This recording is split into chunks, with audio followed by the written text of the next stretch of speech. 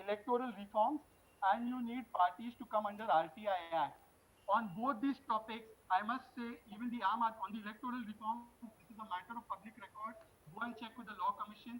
The Congress party is the only party which has given assent that they will undertake electoral reforms as prescribed on 37 issues, 30 issues by the Law Commission. Secondly, not even the BJP, not even the Aam Aadmi Party has done it. Maybe the Aam Aadmi Party wasn't around that time.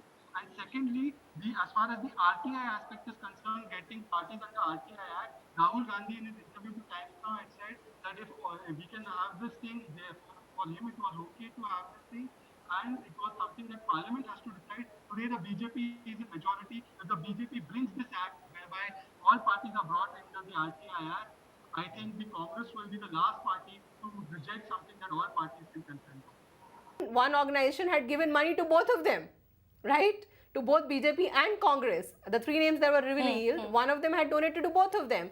So it's basically the same, two parts of the same coin. So I don't have much from any of these mainstream political parties. Okay, we have to wrap up the conversation now. Let me take last comments from Sanjeev and then Shehzad, I'll come back to you.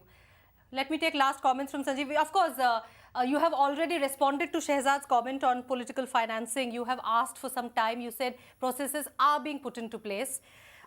He has talked of revealing the names, and as Reena also said, if they are legal, what is the problem in revealing the names if the money has been made legally? And also, Shehzad asked, what are you doing about the black money that is still being generated within the country through dubious deals? Our deeds are there, and they are there for all to observe, and people are reposing faith in us. What I like to summarize and conclude by saying is that we have achieved significant breakthrough in the short duration in which we have in power, not only on this black money issue, but also on so many other issues which directly affect common people, which is inflation. We have acted very tough on Pakistan front. We have acted tough on China front. We have been able to get our credit ratings up. We have been able to shore up the economy. There is a lot of confidence now in our economy. People are coming to invest with us without compromising on any of the things which we promised earlier or which we stand for.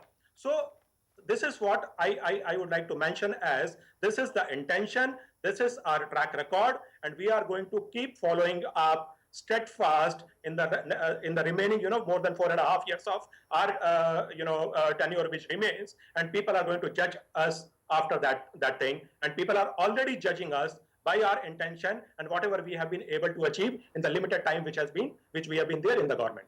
Shehzad, final comments. Shehzad, also what Reena said, that Congress and BJP are two sides of the same coin.